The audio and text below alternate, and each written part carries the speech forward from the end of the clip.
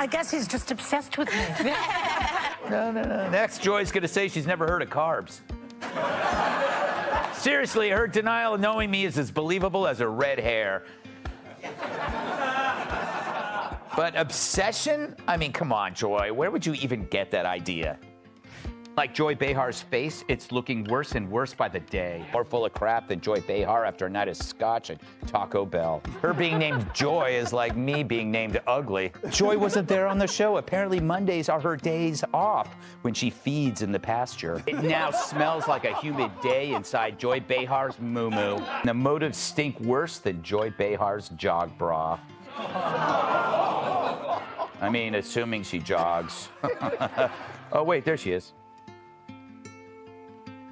Greg Gutfeld unleashes fiery wit and razor-sharp commentary as he destroys Joy Behar in a showdown that's equal parts savage and entertaining.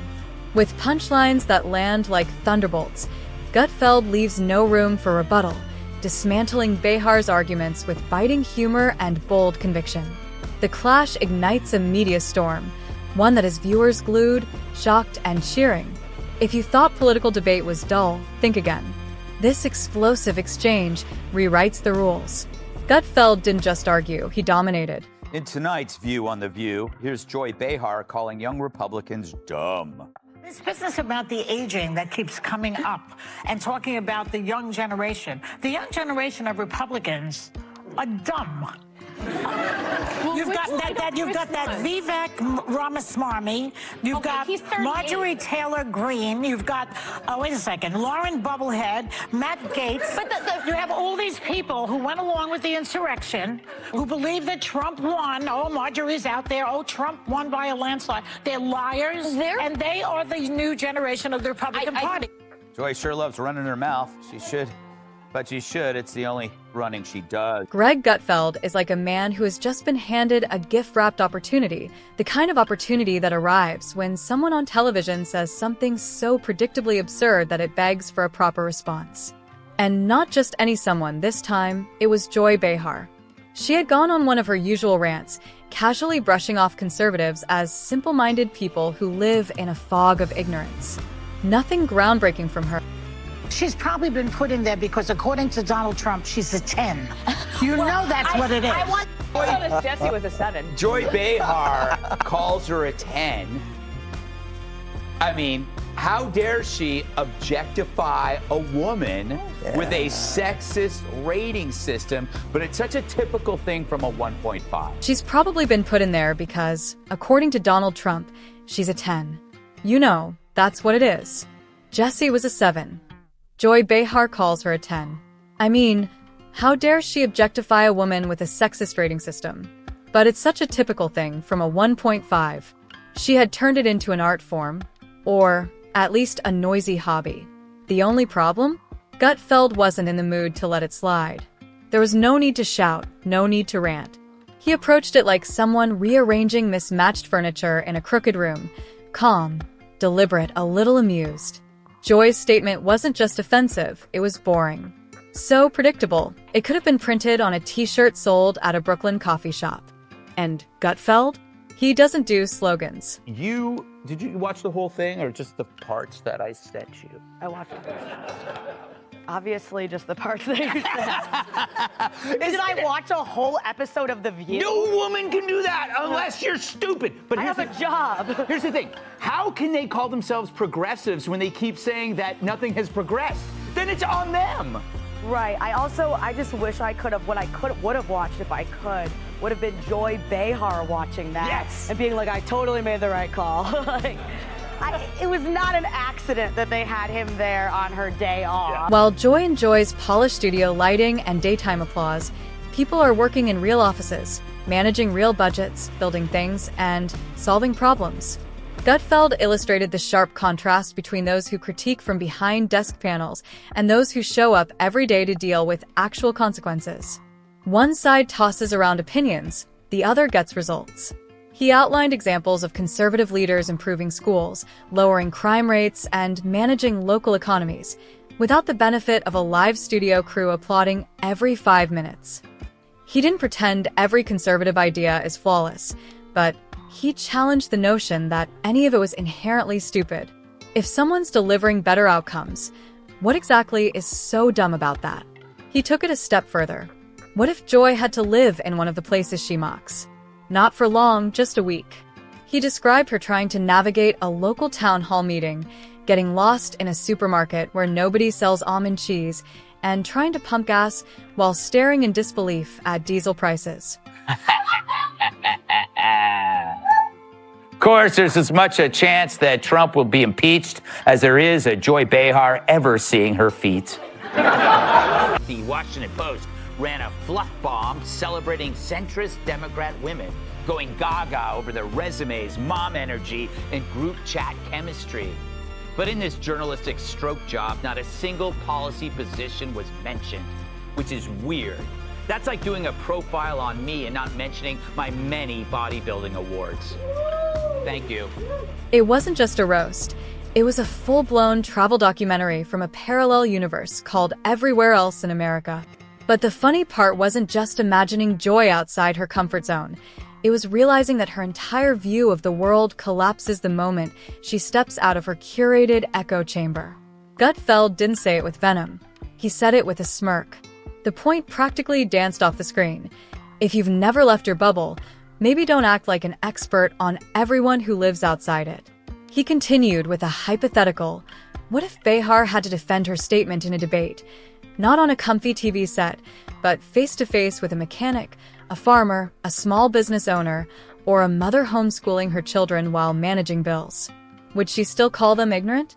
Or would she realize that, just maybe, understanding the world takes more than sarcastic remarks and studio makeup? Then came the comedy. Gutfeld imagined a new show, something like Joy Meets Reality. Each episode, Behar visits a different conservative town. Her mission? Survive. Try attending a high school football game without making a snide comment. Try understanding the Second Amendment without referencing a musical. Well, she had that one Halloween where she went to Diana Ross and she felt she was treated differently. You know, I also just... He also came off as just extremely likable. Yeah. I know that they booed him when they heard certain things, but it was hard to watch that and get mad at him or think he's a jerk. So I think maybe being in an environment like that could make somebody very irritated beyond the ability to do that, but he really pulled it off. What did you make of it? Try explaining inflation using something other than interpretive dance. The humor didn't undercut the seriousness. If anything, it highlighted it. When people constantly belittle others for thinking differently, it's not satire, it's social blindness. And that's the thing Gutfeld wanted to expose. Not that Joy was rude, but that her opinions were built on a foundation of assumptions so shaky they could collapse under a single curious question. He didn't shout. He didn't pound the table. He just dismantled the argument one sentence at a time. He explained that progress isn't owned by one political party. It's not something delivered by talk shows or awarded by applause. It's the result of hard decisions, real-world testing, and yes, disagreement. He poked fun at how people like Behar confuse disagreement with danger. The moment someone brings up personal responsibility, or free speech, or lower taxes, it's suddenly an emergency. Not because those ideas are evil, but because they don't come pre-approved by the brunch table. And then came the real jab. Not at Joy's politics, but at her playbook. The tactic of avoiding discussion by throwing insults. Gutfeld described it like watching someone play dodgeball against ghosts. Joy Behar, the comedian that inspired me to be a cab driver.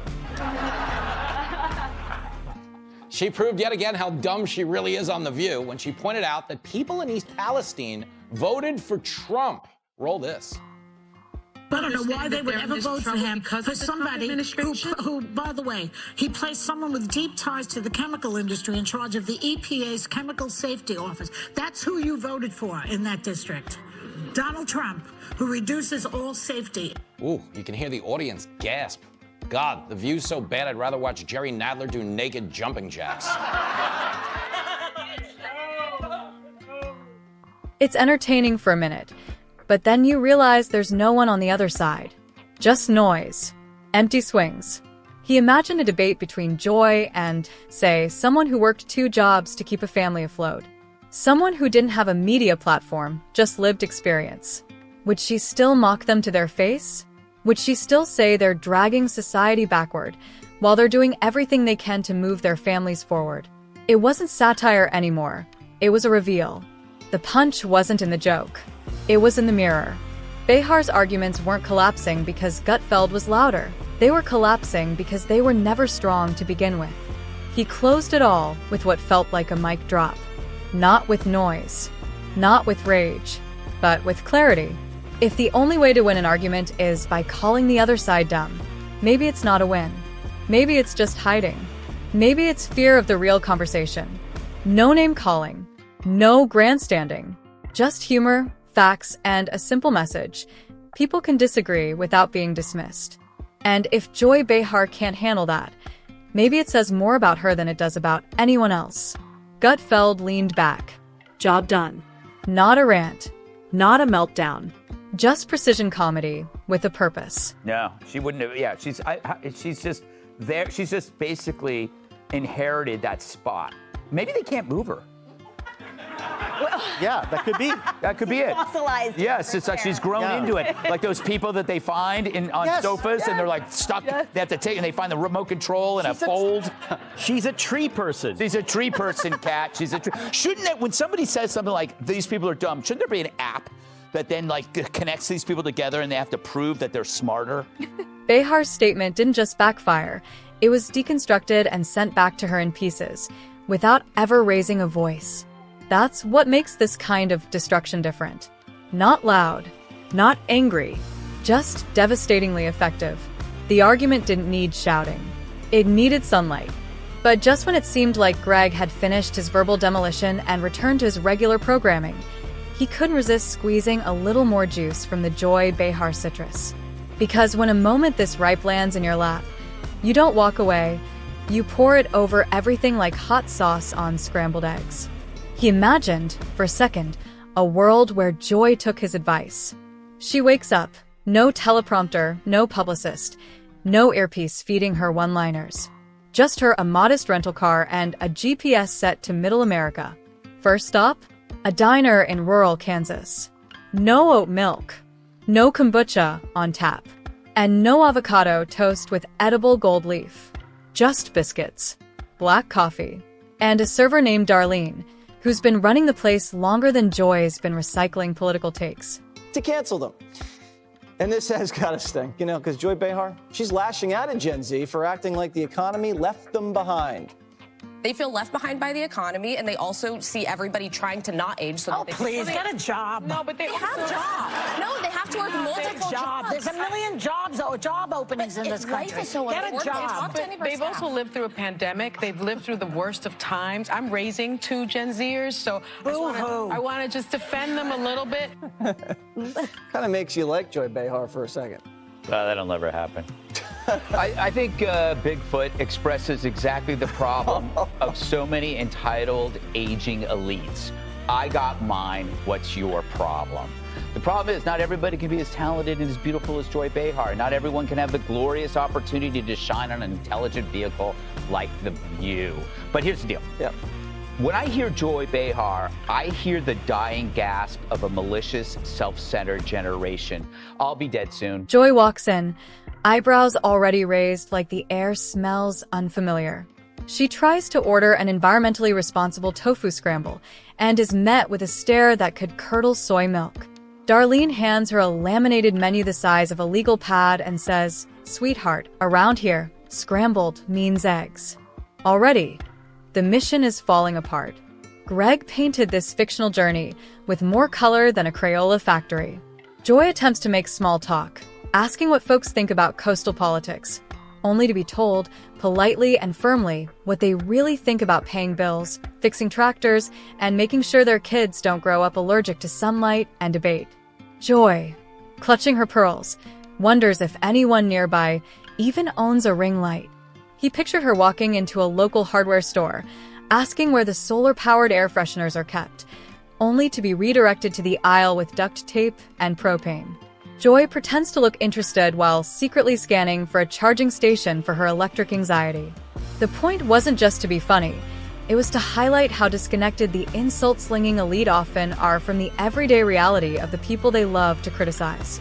Greg then went back to the basics. The real irony of the Behar-style worldview is how little it trusts the people it claims to protect.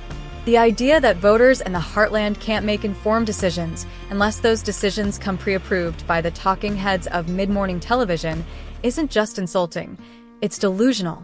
On The View. Save it, dude. She's on The View. Totally. Together they can't get 10 brain cells together. Thank you. Oh, God, she's an idiot clown in a fright wig. I think, Rob. Rob. Yes. Yes. Look, I don't have a problem with anybody calling anybody dumb. Really? No. Oh, okay. By the way, I say worse thing. It assumes people are incapable of nuance, as if free will disappear somewhere between the coasts. And the kicker? Many of these so-called backwards places are thriving in ways the elites can't explain. Low crime, strong families, balanced budgets. But no one at Joy's table is toasting to that, because if success doesn't come with a hashtag and a celebrity endorsement, it apparently doesn't count. Greg imagined Joy sitting in a small-town barbershop, trying to explain why people should care more about her televised outbursts than about school choice or rising food costs. One man offers her a chair and says, "We don't get cable out here, but we do get bills." That line alone would short-circuit her ability to reply without retreating into buzzwords. There was no bitterness in Greg's tone, just that razor-sharp humor that slices deeper than shouting ever could. He wasn't just roasting Joy anymore. He was holding up a mirror to an entire class of media types who think airtime equals insight, who believe loud opinions matter more than lived experience. The punchline? The destruction wasn't personal. It was Kennedy, you talked about Joy and the nonsense that she'd said before. Absolutely. I think on this show.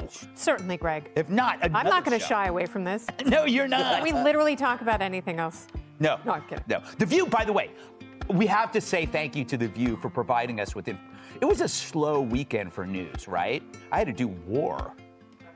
So The View just gave us so much. Did you see it was on Fox all the time? It's like the Fox News went to the View buffet and just started scooping out, going back for more. Greg didn't resort to the same tactics Joy used. No empty labels, no lazy generalizations.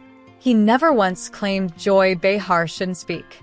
In fact, he welcomed it, because every time she did, she handed him another opportunity to prove how shallow her talking points really were. What Greg exposed wasn't her volume, it was her vacuum. The spotlight she thrives under didn't amplify truth. It illuminated the hollowness of her arguments. Her microphone was loud, yes, but Greg showed that noise isn't knowledge. With every comparison, every slice of humor, every clever hypothetical, he demonstrated that performance doesn't equal substance. His takedown wasn't a tantrum. It was a masterclass in how to dissect inflated self-importance with wit and calm. That's what made it so satisfying, not the insult, but the insight. And with one eyebrow raised and one perfectly timed sentence at a time, Greg Gutfeld didn't just destroy Joy Behar. He just